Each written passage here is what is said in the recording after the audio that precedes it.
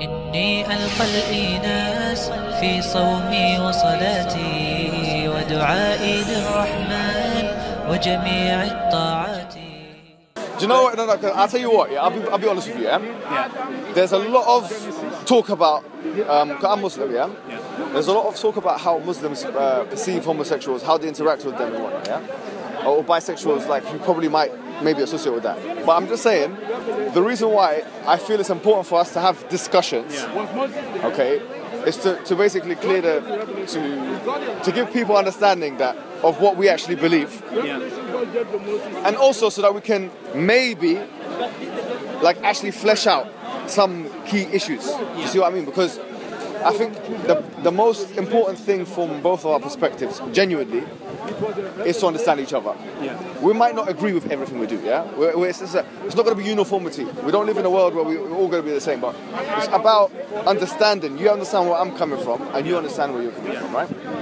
So where are you coming from? Okay, let me tell you where I'm coming from. First of all, I want to ask you a straightforward question, yeah?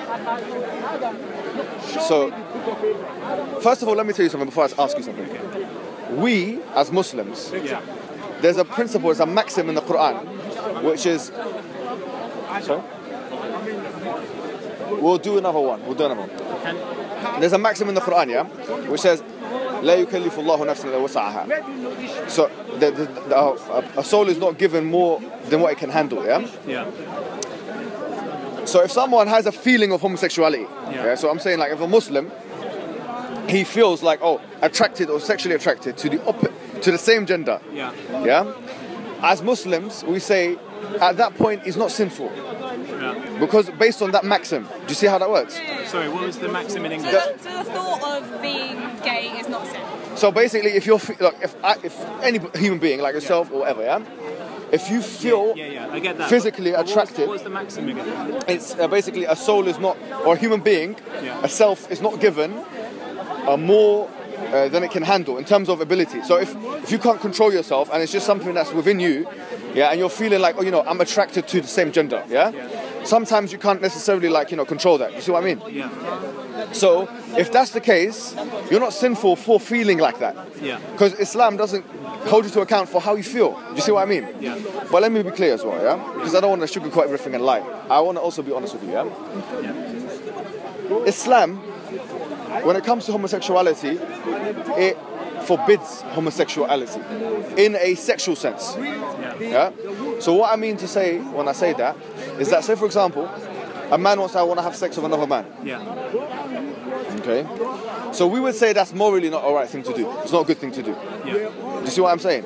Now, if he feels good when he sees a man, alright? So it's morally, it's a wrong thing for a human being to do. It's to have sex with another man. Do you see what I mean? According to the Quran. According to Islam and Quran, But where does it say that? Alright, so do you know it's interesting because in the biblical corpus, you have Lot. In Islam, you have Lut, who is the same person, The stories are different. It's not the same story completely, but there are some similarities. When Lot came to his people, they were homosexuals. Okay, so his people were homosexuals. He was guiding them to truth on two different fronts. He said to them, the first thing he would say to them is stop being homosexual, in terms of having sexual intercourse with other men. I looked at the Quran myself. I did a bit of a study, and I looked at I think 9 mentions of when Lot approached his people, and he's the only prophet that I can identify that he spoke to his people, and he didn't start off by talking about Tawheed, which is the idea that God is one. He actually always started by speaking to them about sexual, stop having sex with men. Men don't have sex with men. That's what basically it's saying.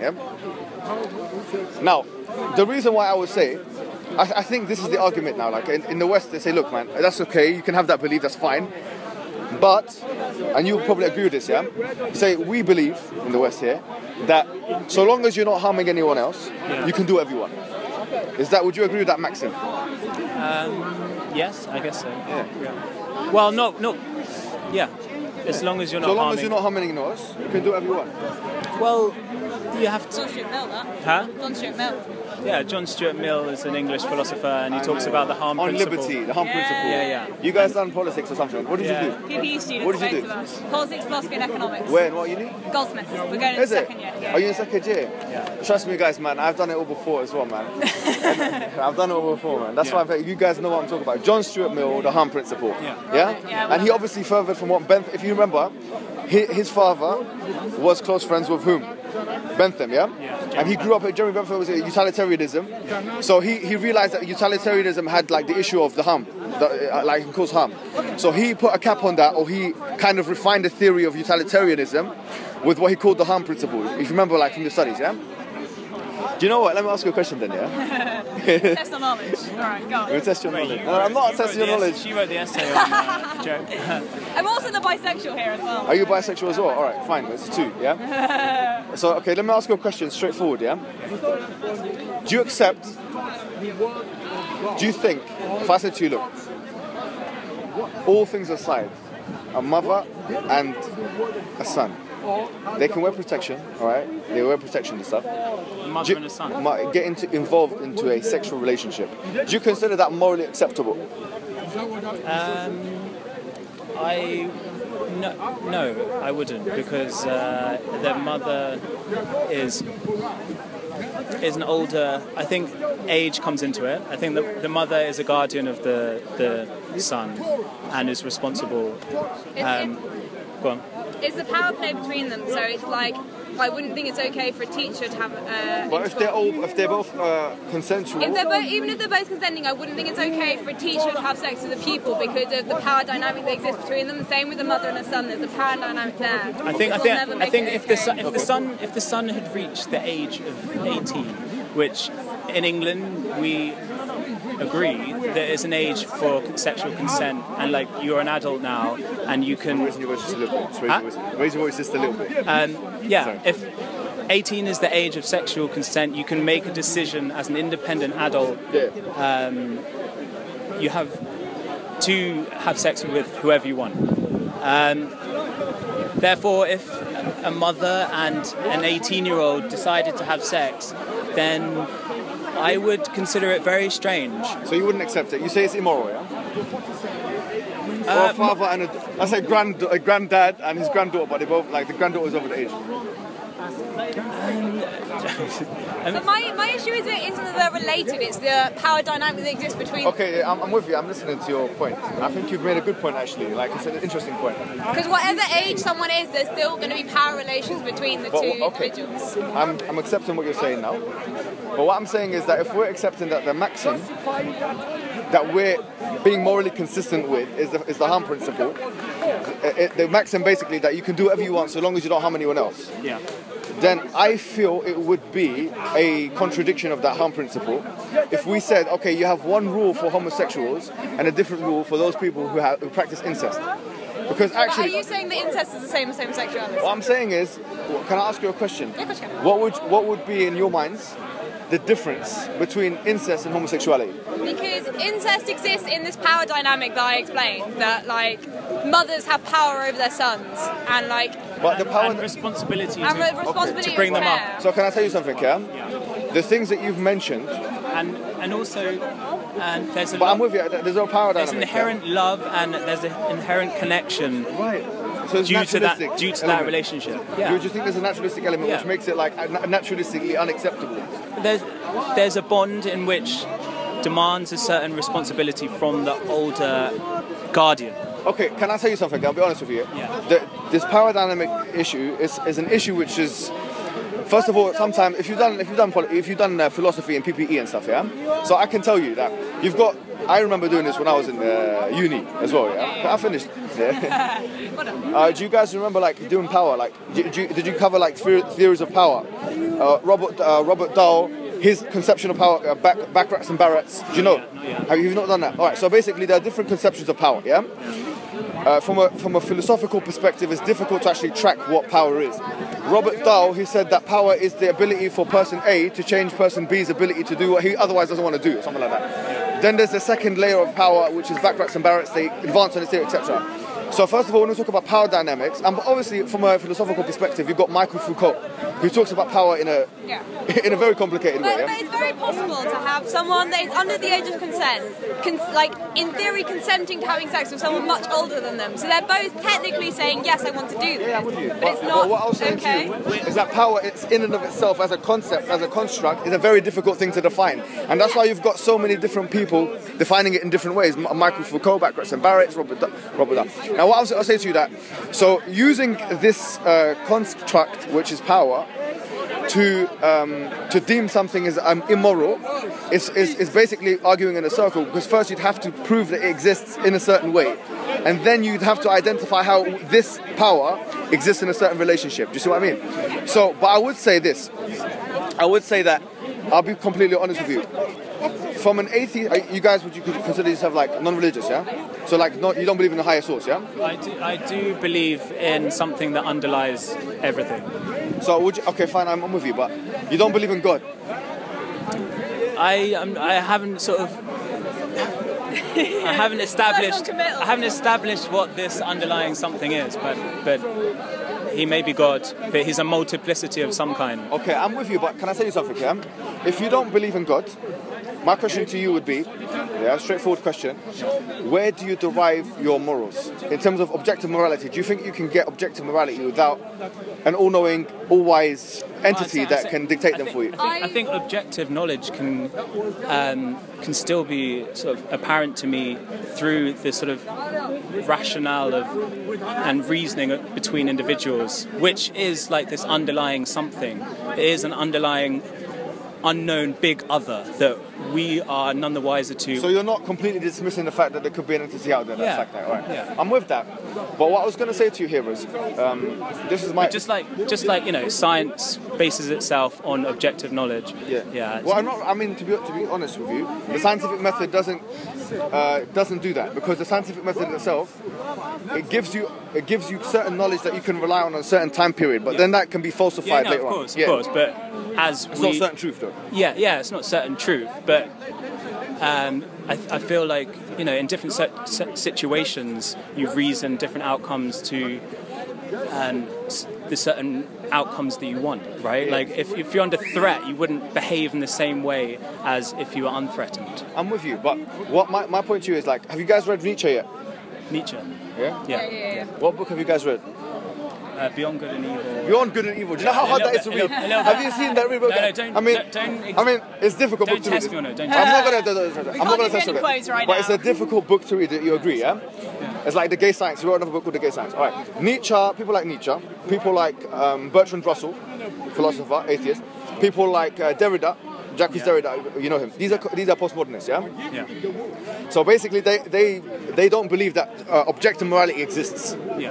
I would agree with that. You would agree with that, yeah? Yeah, I would. So if I said to you, objectively, can you prove that homosexuality is a sin? You say, no, you can't. Yeah, you can't prove it's objectively a sin from your perspective. Yeah. But can you prove it's a good thing to do? No. And the same thing with it. But I believe that I can prove it's a good thing to do, in the sense that I feel loved, I feel empowered, I feel like it gives me a sense of belonging, and I think that through expressing my homosexuality, I've been able to be a more authentic version of myself and give more to society. So I think I can prove, in a sense, that it's objective. Do you not think that, because objective morality has a very certain philosophical connotation? Yeah, I guess the struggle is that I don't really believe in that many things that are objective, and no matter what situation you're in, it is objective. But at the same time, I could give you anecdotal and like just real life experiences that have proven to myself and many other people. So that's all subjective then, Yeah, it's subjective. So that's fine. I'm not saying that you're subjective. It's only subjective because I don't believe in objective morality, and I don't believe there's a right way to live your life. I'm not saying to you that's wrong.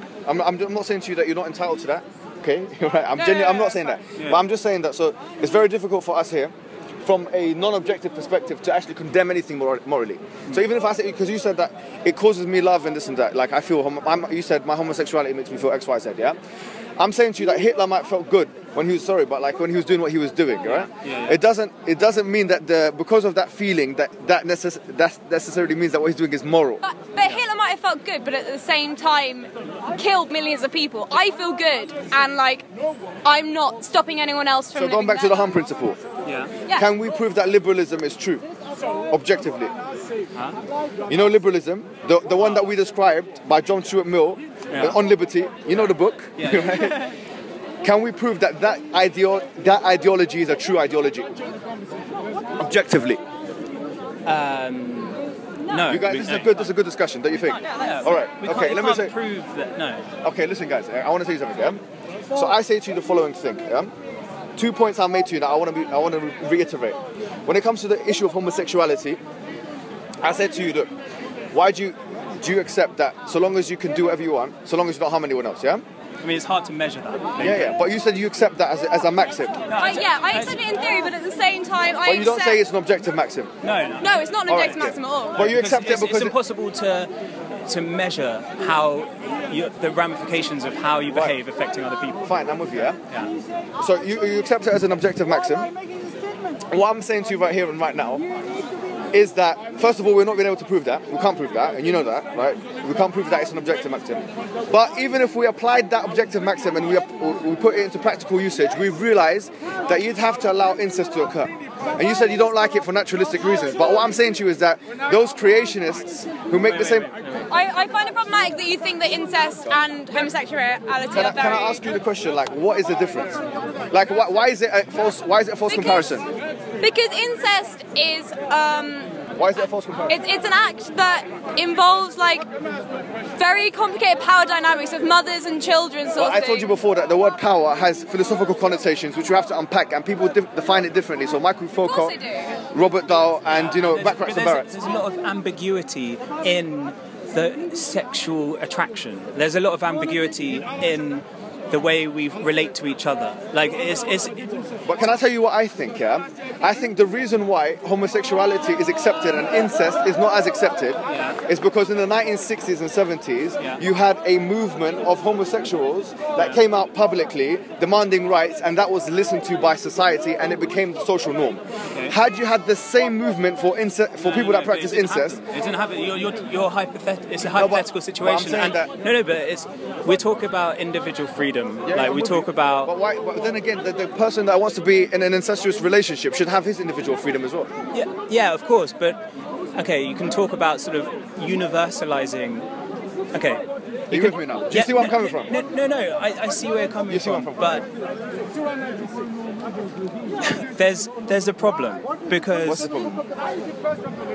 As I said, like when you asked me, do you have a problem with incest? I said, if someone is of age, if they were 18 years old... Let's say 35. They're both... The man is a 35-year-old man, big man like me, and the mum is like, 55. Okay, and they want to get into an incestuous relationship together. I wouldn't say that was morally wrong. Okay.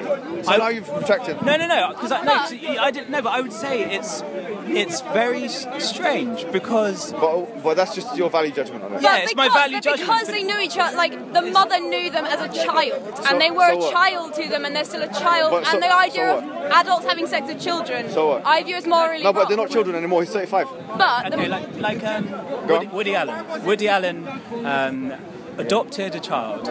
She grew up to when she hit 18. He started getting with her, and then he ended up marrying her. I genuinely don't think anything's wrong with that. Okay. What's wrong with that? What is? She's not even his daughter. I know, but I don't think the relationship there is a relationship of equal power or a relationship... But remember what we said about power. Okay, I'm going to stop using the word power because that's the only thing you have to cut me down on. Okay, I don't think the relationship there is one that views the two people as like equal people because the mother has taught the son or the father has taught the daughter this is how you should live your life. But equality is once again, you can't prove that objectively, can you? I can't prove anything to you objectively because I don't really believe in objective truth. So it's kind of like a non-point. I can't prove you objectively anything. I get your point. Right, so do you see, what I'm saying to you is the following, that we have to be, whatever paradigm we want to work within, we have to be morally consistent, I'm a Muslim. What I believe in is that basically God, there were prophets that came before time, that God revealed a message that He is singular, He's one, etc., to all these prophets. And that these prophets came with two things. They came with an evidence base and they came with a message. The message was that He was one, God is one, etc. And that you have to obey God. That's the message. In that message, there's basically God's expectations we have to be. in that message, I'm saying to you that we believe that homosexuality, the act of penetration, sorry to be graphic. What if you're a girl? What if you're a girl? What about it? It's still like... You can't have penetration if you're having two girls having sex. You can if you use some... I mean, you can. But if you don't have penetration and there's two girls having sex, is it morally wrong? It's morally wrong as well, we would say that. Yeah, we would say basically... But why? If it's the act of penetration, why... The question of why, the answer of it is a straightforward question. The paradigm is that God knows best, yeah? Sure. Yeah, so God knows best, so he's telling us it's wrong. But if you're saying the act of gay sex is wrong because of the act of penetration... No, it's not that. So, why is the act of gay sex... Why is it wrong? Yeah. The answer from our paradigm is because God said so. And God is all-knowing. And that's objective morality. Therefore, everything that comes from an objective moral perspective is what we follow. But even if you wanted to use your own words against, because you did mention naturalistic things, yeah? You said that incest is unnatural, yeah? I didn't say that. Well, I think we agreed upon that at some stage, but we could use that very same argument against homosexuals. I didn't. But homosexuality exists in so many different species. It existed throughout the whole of time. Fine. So does murder. I'm not saying you're a murderer. I think it's hard to argue that it's unnatural if it exists in like penguins. Penguins don't like make moralistic decisions. They make naturalistic decisions. So because they don't make a moralistic decision, remember our maxim that they don't get charged for that. Did you know that the penguin, if he decides to enjoy another penguin, male one, and it was a male penguin, then he doesn't. But look, I tell you what, yeah, I really respect where you guys are coming from because I feel like I feel like you've understood my argument. Yeah? So now when you meet, can I tell you one thing? Yeah? I do think that there is some kind of extremism in the Muslim world. I believe that. And I'll tell you, I've done some research and you'll be shocked at the research I found. There's both extremism and hypocrisy in the Muslim world. What? Calm down over there. No. It's true, yeah? There's extremism in the following way. Do you know, we as Muslims, the number one thing in the Quran, it says the following. Listen to this, yeah? In chapter number 4, verse 48, it says, إِنَّ اللَّهَ لَا يَغْفِرُ أَن يُشْرَكَ بِهِ. Ali wants to talk to you. Have you guys keys? Okay, wait. No, I don't have it, give me the keys. I don't have his keys. He hasn't got your keys. It's a different guy. It says, إِنَّ اللَّهَ لَا يَغْفِرُ أَن يُشْرَكَ بِهِ وَيَغْفِرُ مَا دُونَ ذَلِكَ لِمَن يَشَاءُ. Just there. God says, I'm sorry about this. It says that God doesn't allow that you do shirk with him. Shirk is like giving the rights of God to any other than God, yeah? That's what shirk is. So saying that God is someone else worthy of worship or something else, yeah? Than God. But he forgives everything else to whoever he wants, yeah? So from that angle, the worst thing for us, the worst sin, the cardinal sin, like in Islam, is shirk. That's number one. Then beyond that is like kufr, which is a kind of like, kufr is disbelieving in a message when it's come to you, yeah? Then below that, there are things like murder. Murder is there, yeah? According to Ibn Qayyim, one of our scholars that wrote a book called Debat, when he addresses the issue of homosexuality, he says, then after murder, below that, he says, in his opinion, he believes that the act of a man having sexual intercourse with another man is there. Right below murder, basically, yeah? So you've got shirk, kufr. But the point is, look, think about this. Those Christians that are walking around right now in Speaker's Corner, they're doing the number one sin for us. Yeah, because they believe that Jesus is God, yeah? Hindus that believe that Ganesh is God, he's got 8 arms, this God is God. They're doing a cardinal worse sin than the homosexual, yeah? Obviously a murderer is doing that as a worse sin. So, inshallah, we're gonna, Sorry, we can't too long. I'm just gonna finish it. I'm gonna go. So basically, what I'm saying to you, yeah, is that doesn't. So when I see a Christian, I'm not gonna do anything. I'm gonna speak to them like I've spoken to you today, yeah. So I think the extremism exists, yeah. But when people actually think that homosexuality is the worst sin, it's not the worst sin. There's sins that are worse than it in Islam, and it also exists in the way that some people, I think they have it's kind of like a fetish attitude towards homosexuals. Well, if you feel like that with homosexuals, you should feel like that with Christians and Jews, or not Jews, but Christians and Hindus. They're doing what we believe is a worse sin, yeah? So I feel like free discussion and conversation, the one that we've had today, is a vitally important thing that we should do. And I think that's a point of agreement. In your opinion, can Muslims and homosexuals live side by side? Indeed. Oh yeah. Look, I mean, that's the thing is, yeah. This is, I think, one of the biggest misconceptions where people actually feel because of the things that's happened, yeah, the like recent incidents and whatnot, that we are out here to kill civilians or something like that, or that we are out here to hurt homosexuals. It's not what we believe in. So we don't believe in the Quran. It says in chapter 2, verse 256, "La ikraha fi din qad tabayyana ar-rushd min al-ghayy." It says that there's no compulsion in religion, that the truth is very manifestly clear from the falsehood. So with that, I will conclude. But look, I'll tell you to do one thing, as if you don't mind, yeah. And I'll let you think about it. Can you do me a favor? When you go home, start reading the Quran. I do want to read it. Read it, because if you're doing PPE, you will get. I'll tell you what you guys are going to have. You're going to have a good insight in the world, because I've done a very similar course in uni. Yeah. What did you do? Sorry. I done politics. Then I done a postgraduate in history, and then things after that. But the point is, there was a lot of like philosophy modules in that one. Yeah. What you need, I think, what will make you an all-rounded person is not only to have idea of politics and philosophy, but also to have an understanding of at least the major world religions. Like, where are we coming from? So I know now where you're coming from, so you should know where I'm coming from. I'm not saying that I'm not going to treat you in a bad way. I don't like people that don't eat pork. I don't like eating pork, yeah. But I'm not going to go stand outside the Tesco's, yeah. Oh, this guy's got you know what I'm saying, what do you call it, a beer can. Let's rush him. Let's beat him up. We're not going to do that. It's not practically and reasonably. That's not how we interact. Our method is rationalism. We believe in like intellectualizing it and speaking and genuinely, not sugarcoating it. I'm not going to lie to you, but also I'm not going to treat you with any disrespect, because that's not the way of the prophets. That's not what Lot did when he met the people. He said to the people, you know, basically abandon this act of homosexuality. Abandon it. You'll feel that your life is probably going to get better. I'll be honest with you. What if it doesn't? Trust me, I'll tell you what. And what if it doesn't? I promise you, it will. But what if I felt worse being in the closet than out of the closet? Do you know what? It's not all about how you feel from a sexual perspective. Can I tell you that? But not from a sexual perspective, in a sense of like me as a whole human being. I feel like I'm a more authentic version of myself if I'm honest about my homosexual feelings. Do you know what? You've got to ask yourself a question now. What is the purpose of life? Because if you answer that question properly, then you can answer what would be the most authentic version of you. Do you see what I mean? Yeah. You are authentic when you're doing your purpose. There's a basic human function. We've got to ask ourselves, what is that basic human function? Do you see what I'm saying? Yeah. Alright. Well, it's been fantastic. I'm going to run now because I've got to pray and go to these guys. Well, thank you so much for everything, yeah? Brilliant. Fantastic, yeah? Thank you very much. Take care.